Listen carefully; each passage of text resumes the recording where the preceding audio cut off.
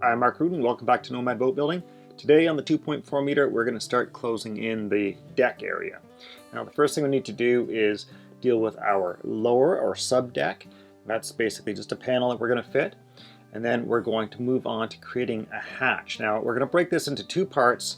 In the first part I'll show you the basics of creating the hatch framework, and then in the second part we'll move on to showing you some details of the mechanism I came up with for closing the hatch. So without further ado, let's go get to work. I need to make a panel that's going to drop down on here and close in this lower deck. So I've already prepared a piece of plywood with fiberglass on it, so that is essentially done. I don't need to try and glass it into the hull. I just need to make the panel fit, and then we'll bond it in with probably a little fillet joint around the outside, or just glue it in and clean it up. We'll be pattern making for this one essentially. So the material we're using is actually 1/8 of an inch thick. So what we want to do is we want to know exactly what the shape of it is, like right down here where this door skin touches the surface. So I've made up these pieces which are going to cap off the ends, and I made a little hole for our rudder fitting there, and so I'm going to add these last. And we don't need to worry too much about these because this is straight. The front of the bulkhead here is straight, so it doesn't matter about thickness. There's no bevels to worry about with this, not to speak of, not on this thickness of material. And there's really almost no bevels to worry about here. However, because this does flare up a little bit, I want to make sure that I'm making a pattern that matches down here where it's going to touch. So just get those out of the way. And we'll grab some more door skin. And this is a perfect place to use our scribing technique, actually. So what I'm going to do is I'm just going to drop this in here, and I don't really need to worry about length so much. So what I'll do is I'll just leave it the way it is. I can always trim it shorter, but I'm going to take our dividers. I'm just going to grab a couple of my drafting weights here to hold things in place. So there we go, and that's just going to keep that from going anywhere. And there's a whole bunch of lines already on this piece of material here from previous lofting, so I'm just ignoring those. I'll just set my dividers to anything that's just a little bit wider than the largest gap here. And so with that done, it's this simple, just this simple, just running the dividers along the inside and trying to keep them parallel. And that's it.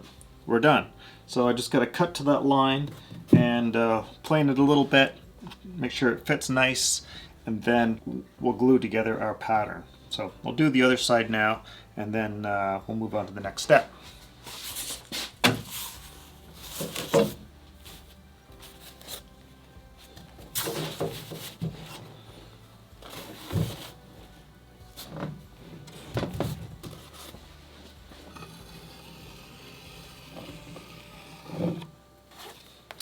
And let's remember to label these so that we don't screw up which way they're going. And the simple thing to do here is just to give myself an arrow pointing towards the bow of the boat.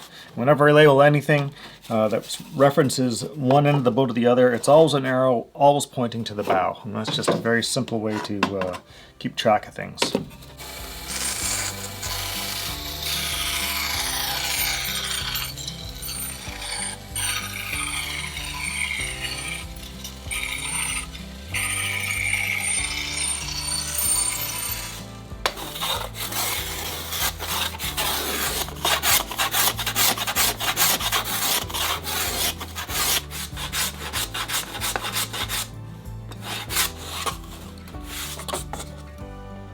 Now, let's see how these look.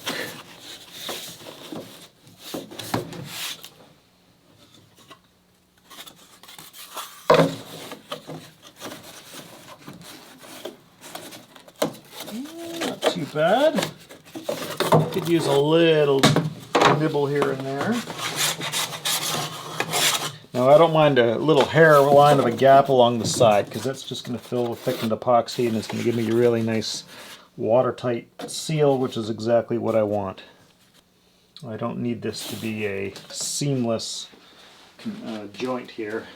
This is buried, don't forget too. There's a deck going over here. Just be a small hatch right here that you can open up to access this area, so you'll see almost none of this.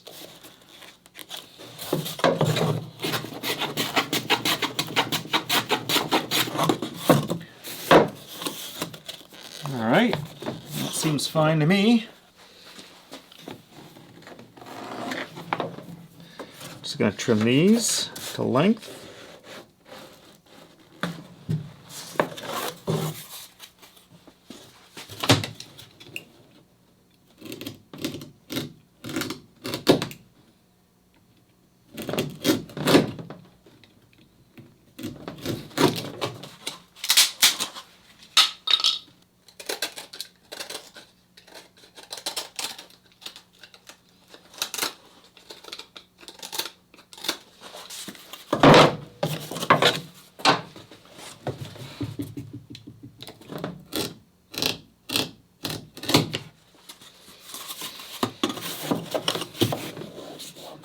Okay, that's good, that's good.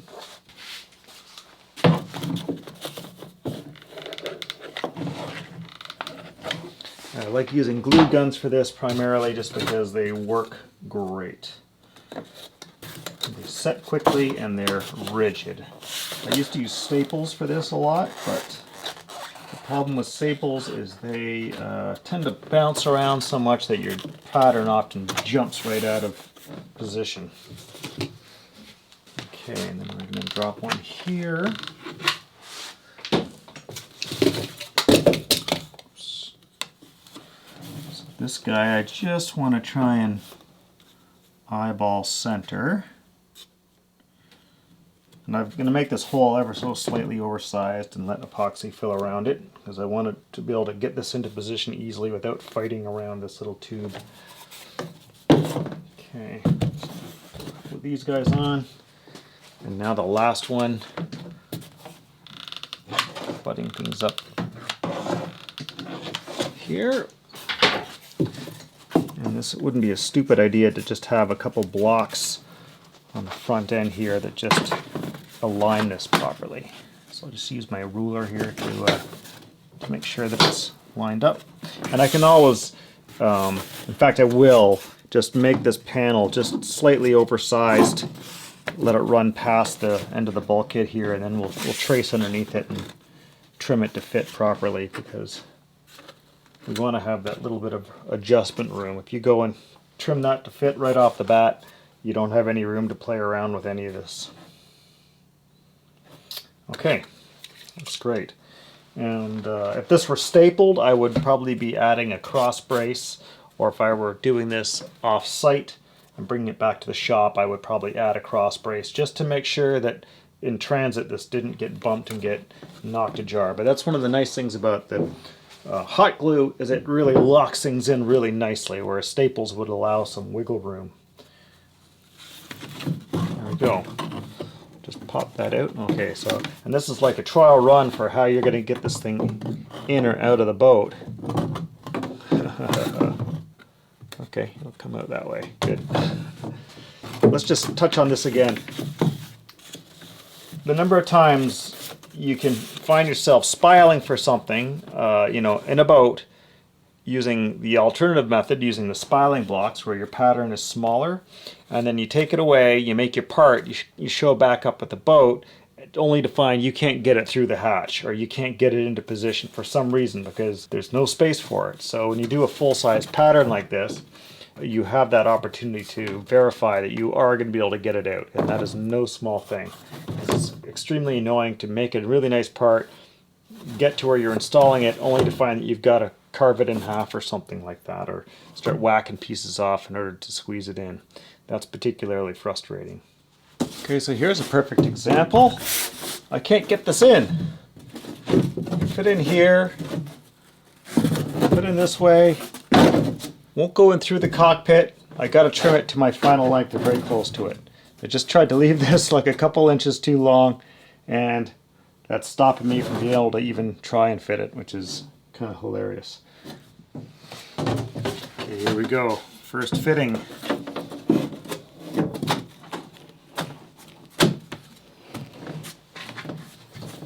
Looks good. Just gonna knock those corners back. Look at that.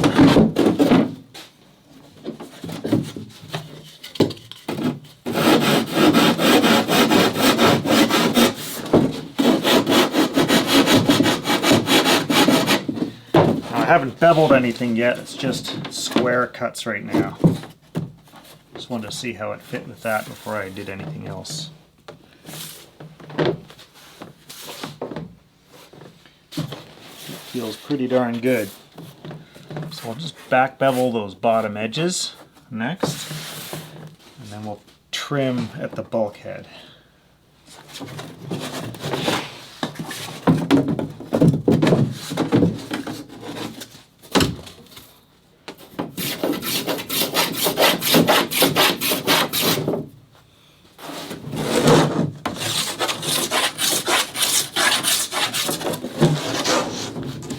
I'm not worrying about angle here.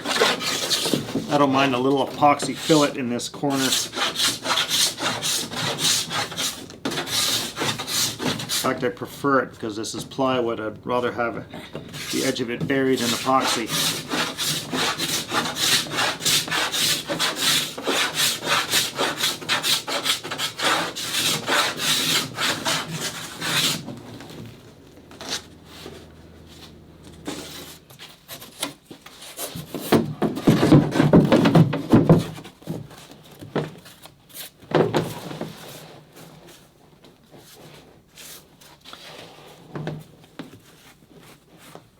Alright, that feels pretty darn good. It's a nice fit. I'll just lightly sand off the edge of that fiberglass. Looks good around here. Beautiful.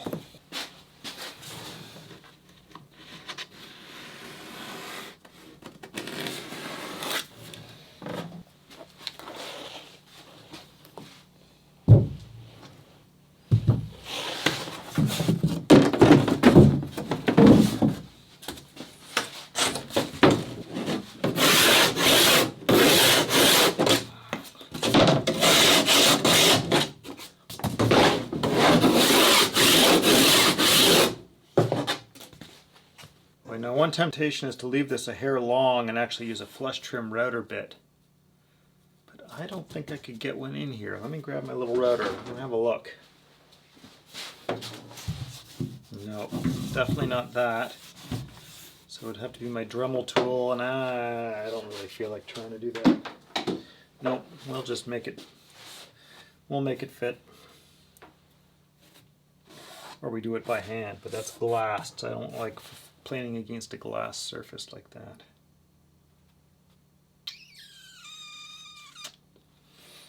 Okay.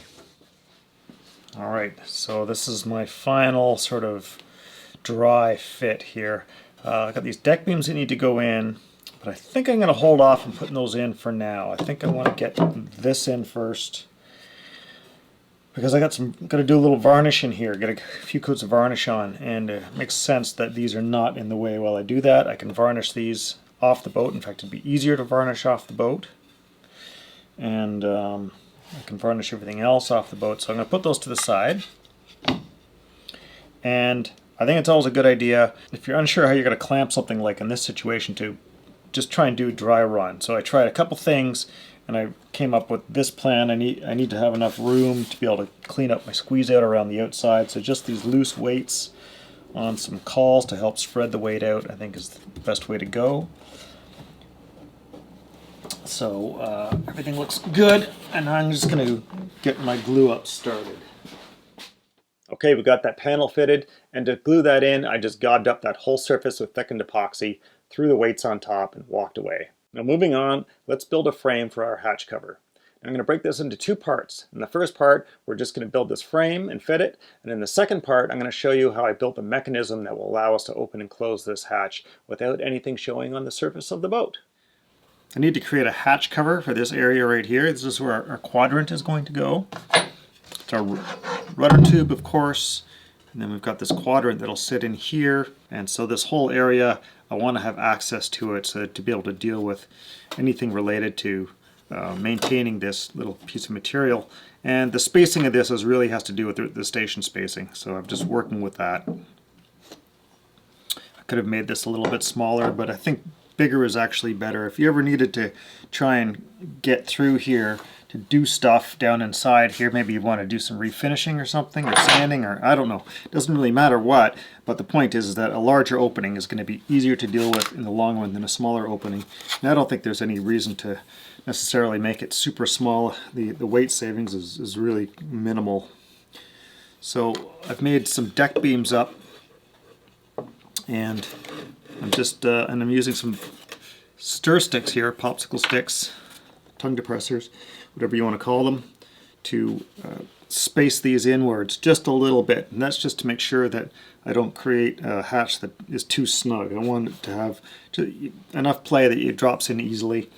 And with boats, it's really easy to make things too tight, and you find them in the long run that they don't fit. You know, you're always trying to squeeze them in. So you need to leave a little bit of extra room for finishes along the way, because finishes build up.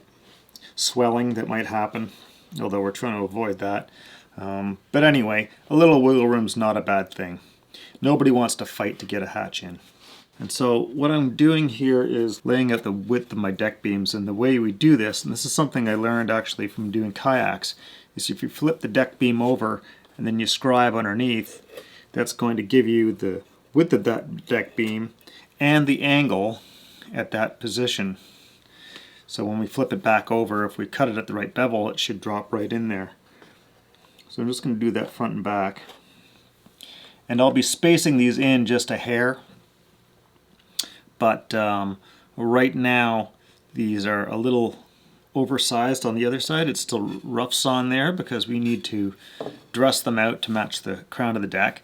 I wanted to get the whole framework made, dropped into place, and then I can take the deck crown sanding board and just go over the whole thing. So with those set there, what I'll do is we'll pick up an angle. I'll just come off my deck beam here and find the angle of my clamp, and then I can just lay that off right here on my mark. So that'll flip around like that and drop into place. Now I'll do a similar thing with the pieces that go on the sides here. I have these heftier ones that are going to go along the outside. So these guys, just like with the other ones, I'm going to trim them. I suppose what we'll do is maybe we'll give them like a single stir stick bit of slop there. You don't want this being able to jump around too much. Just like these deck beams, we'll make the clamps the same way, just by scribing underneath.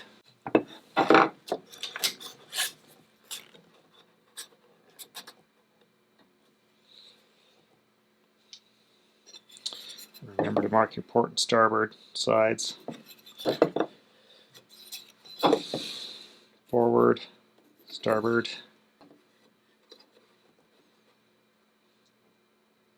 And well, you might say to yourself, I should just make them both exactly the same, because this is obviously sort of a symmetrical hole.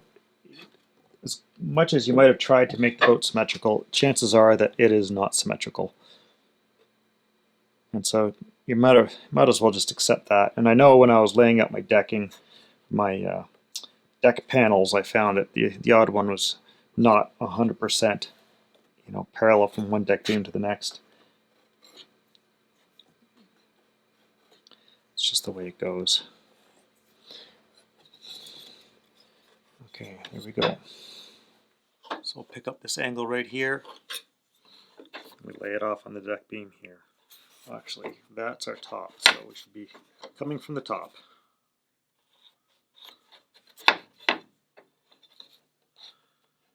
Orientation is important.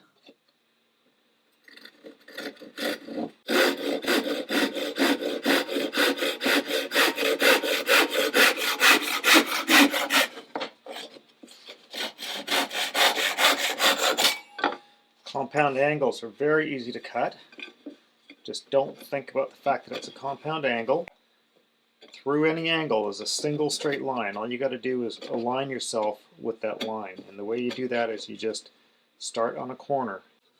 Now we find that plane right through our pencil line, that single plane. And just cut along that plane. It's as simple as that.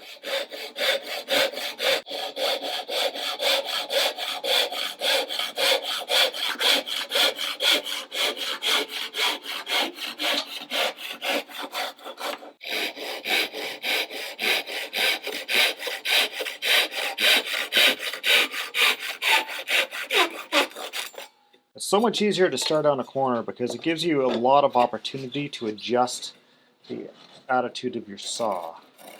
When you try and start on a face, you've got all these teeth trying to grab the single face at one time, and it's so much more difficult than on a corner where you only need one or two teeth to start the grabbing process.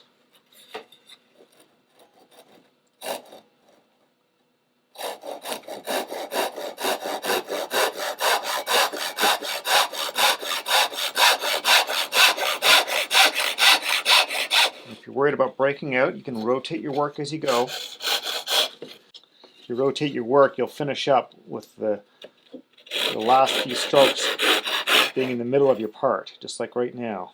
I'll show you. If you look closely right here, that's where my last couple strokes landed.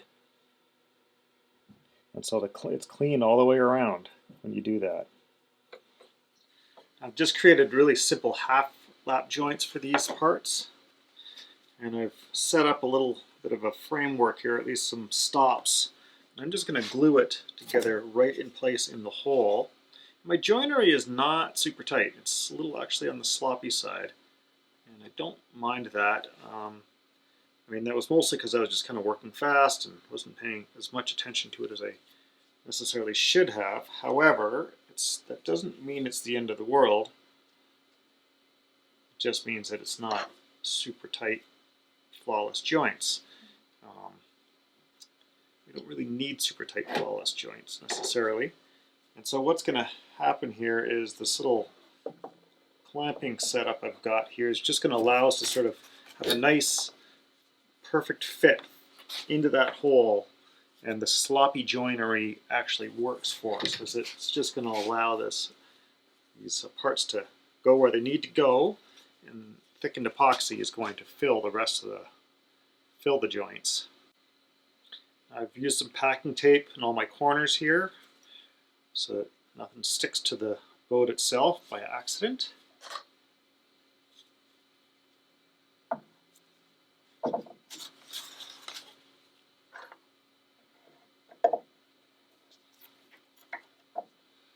I'm just using little popsicle sticks as spacers to get it to sit where I want it to. So, okay.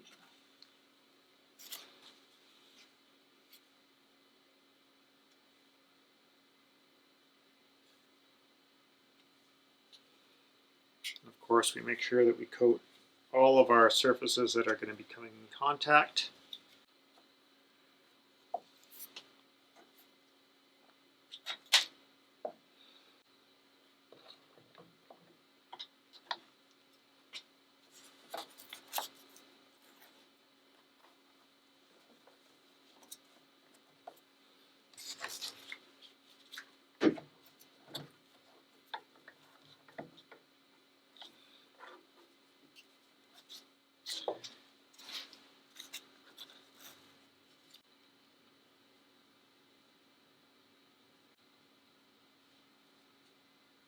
So I'm just kind of being very liberal as I really want these joints to sort of fill right up.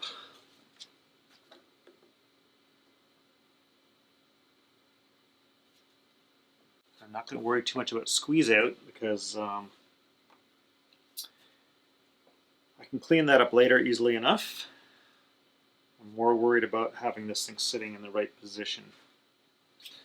And we'll just use spring clamps in all the corners here. Squeeze them all together.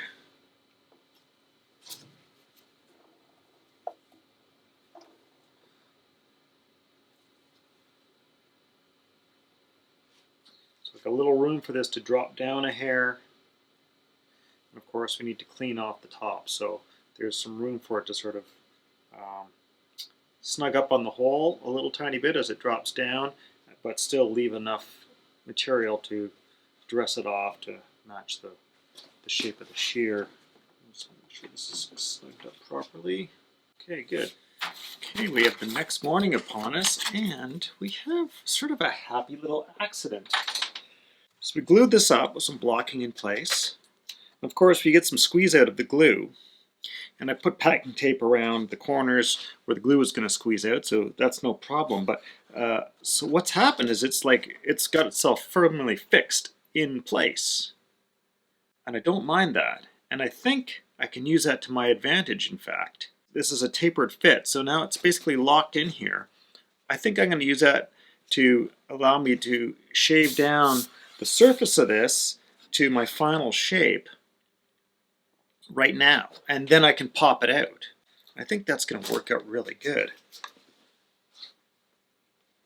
This wasn't something I kind of expected to happen, but now that it has, I don't see any reason why I shouldn't take advantage of that.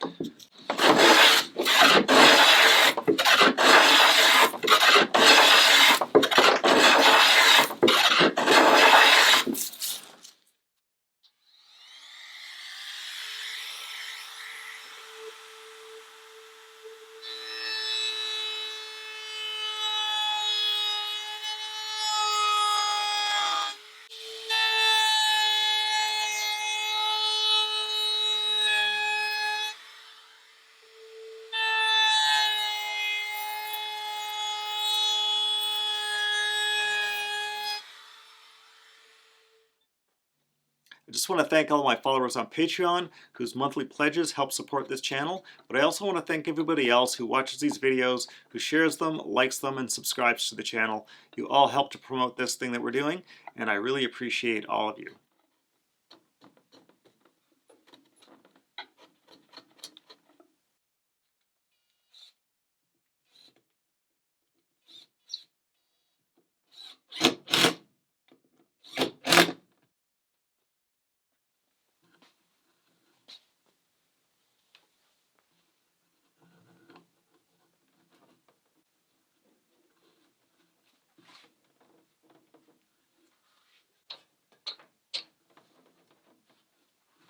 Okay, there we go. That's better.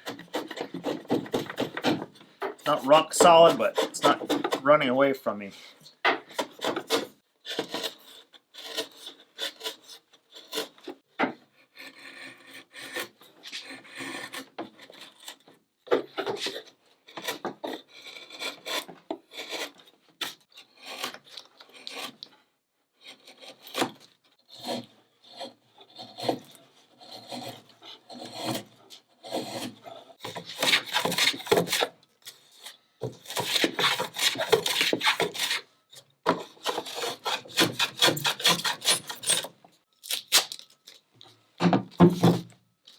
Now I want to trim away this tape because nothing gums up with plain sole like some packing tape, I'll tell you that much.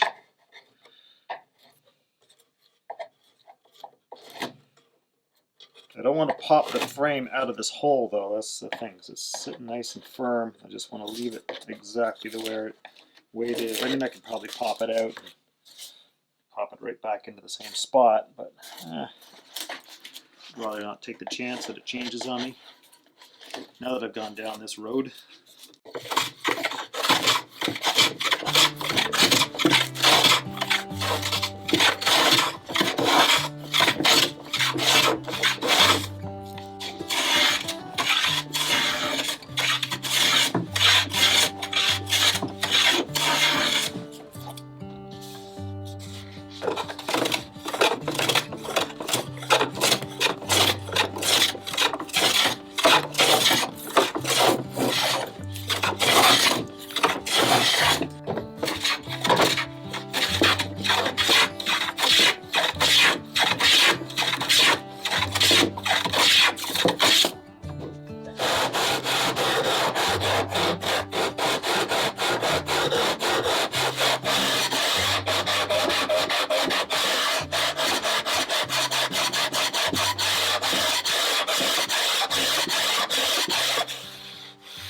go. I think that just about has it.